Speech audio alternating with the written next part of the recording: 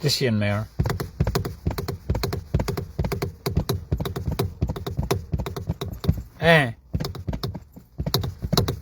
It's not easy with a heel down approach. I was just thinking if, see if he's in him. I didn't care if anyone. I don't care if I'm pissing anyone off, right? Because you know, zooming on that, right? Let's say win this Lamborghini, right? I was thinking to myself, how many people are actually betting on themselves, like properly, like they're spending money on alcohol, drugs, lottery tickets, and but they actually. And I'm looking at myself here, right? I'm going, as we stop in Abington Services, where I would take a break on some of my epic rides, right? So sitting over there, refueling for the there was the air loop, but this was the final stopping point on the 220. I think it was it's 212 miles. The one that looks like an eagle, the one that goes. I can't really explain exactly, but it's up by Gans up by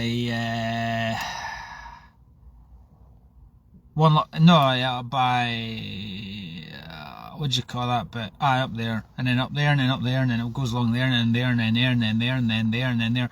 So this is the stop before the final 70 miles, right, of the 212. So that was actually longer. I was thinking that the air loop was my longest at 190 something, 188, but that one was actually 212. That actually was the training ground for the 188 one. But got a new light set for Christmas, right? And it's a Hope. It's ridiculous, like 3,000 lumens, it's like a car headlight, and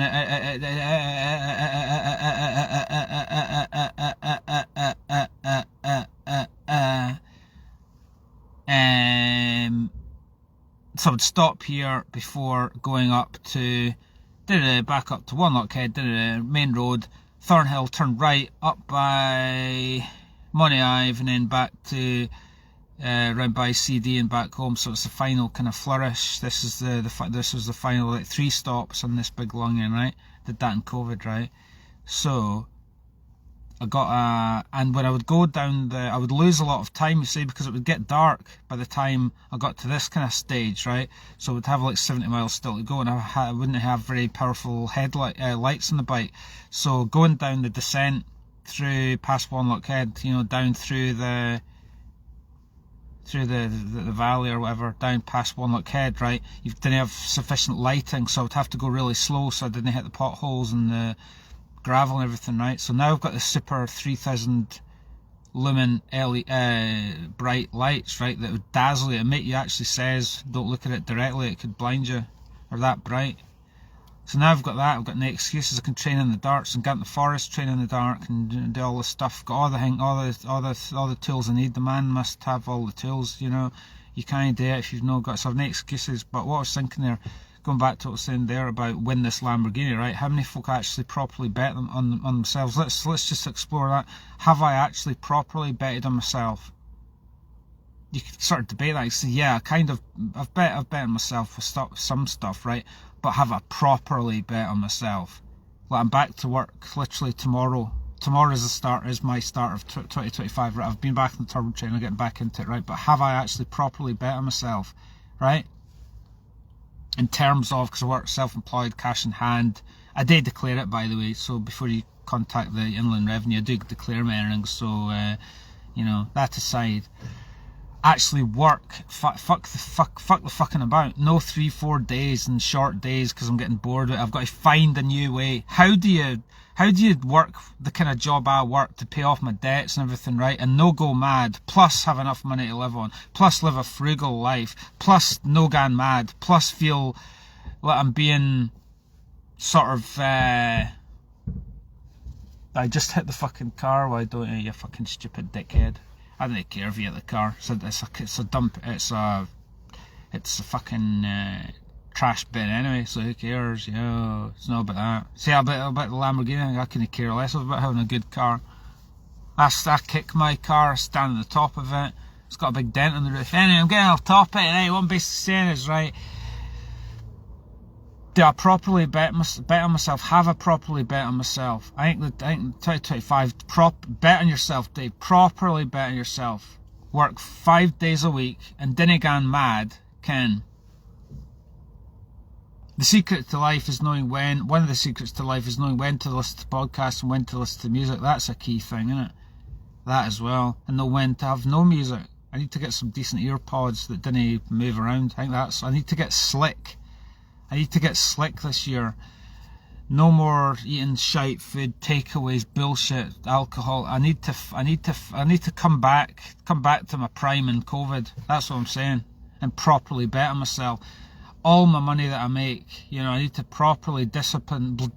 See, I need to rewrite the word discipline. It's not just discipline as in on the bike. It extends to absolutely everything, because I'm going to have other stuff going on as well. So how do I do everything? Be a Superman in all different areas, right? So I've got to be super disciplined with work, super disciplined with the bike, super disciplined with the tech, and keeping the home tidy and super disciplined with the spending. How do I do, to do absolutely everything right? Because it's going to take a fucking superhuman effort. It really is. Especially I'm not getting any younger, so it's got to take a superhuman effort. And to have enough money to be able to, you got to eat. You got to have money to take away with you when you're training. And then there's the travelling for the training. Then there's the entry fees and all that. I've got nice fucking support. Nice support. It's a good, I kind of was talking a bit negatively earlier on, but I didn't think it was negative. It was positive to, catharsize that stuff. Maybe a bit went over the top here and there, but still, that's the way I feel, so who cares?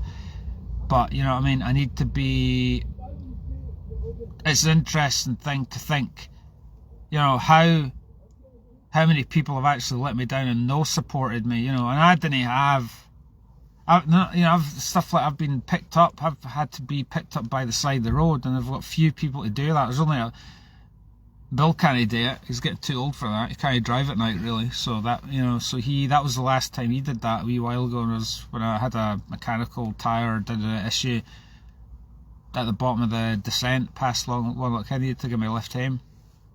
And it was like, that was the last time really. So I've got my brother and I've got some other friends, but they didn't really drive. Plus my friends didn't really live in Dumfries, because Dumfries is a shithole. I did have friends in Dumfries, but they didn't have drive, and I didn't have that relationship with them. So I have to look to, I have to get support from, if I have a mechanical, you get to the point where you go, I'm friends with the world, so the right person, if I was really in a tricky situation, I was walking along, you'd probably have a cyclist, driving along going, look at that, guy's in trouble, and he would stop to ask. That's the other thing. The number of folk, that's a good reflection.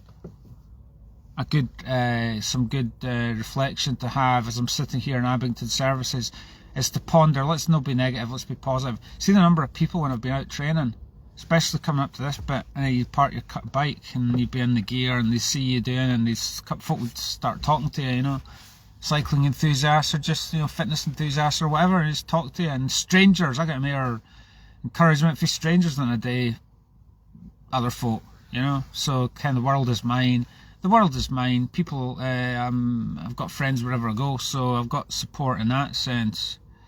But I'm kind of going off topic, but I do have everything I need. I think that's what I've got to do. I've got to really focus on all the things that are available to me, and really appreciate the things I do have rather than things that I don't have. Because in terms of tech, there's another thing I need to be disciplined with, because I'm going to need to spend money on tech as well, and new equipment that I need. So it's just got to have to be full blown work hard at my job, which is a physical job anyway. Put the hours in, but didn't kill myself, but just like plod, somewhere between plod and Arnold Schwarzenegger, somewhere between those two, to earn the money to do what I'm doing, and disciplined with the spending and buy just what I need. It's a bit like, I have to emulate Graham O'Brien as well, because what O'Brien said was, make the best of what you got. Like necessity is the mother of all invention. He had to make his own bike because he didn't have the money to do it, and he had nice sponsorship. And look at the legend he turned out to be. So I've got to emulate that as well, haven't I? I've got to do the best with modest equipment. A bit like Vary Douglas and Strava. She was Scottish Triathlon champion. What did she do? She just borrowed a set of tri-bars the night before, did it on a modest, pretty shitty bike, and then blew them away. So it's not about the equipment. So as my brother said, didn't look too much on the equipment, just in reference to that Lamborghini thing. Don't be focusing on all these folk with their £4,000 bikes. I can do good on a modest bike. No shit bike, but intermediate. I've got to be clever, train smarter, not harder, and the equipment's got to be fucking top notch. The equipment's got to be... I've got to be clever about the equipment I use. So, you know what I mean? It's like gambling myself by being completely focused, giving a shit but not giving a shit, making a ridiculous effort. And it's starting today. It's starting today, really, at the end of the day. Because we've got to put the lights on it and test them tonight in Glasgow and going for a wee ride up Great Western Road and back, using my super duper lights, and that'll be quite good. But if I had those I've got those lights now, so I'll put those on the bike and go down, if I do a ridiculous long one and ride at night, then I can fly down a hill at any speed I want, and it turns, it turns darkness into daylight, basically, just like in a car with your full beam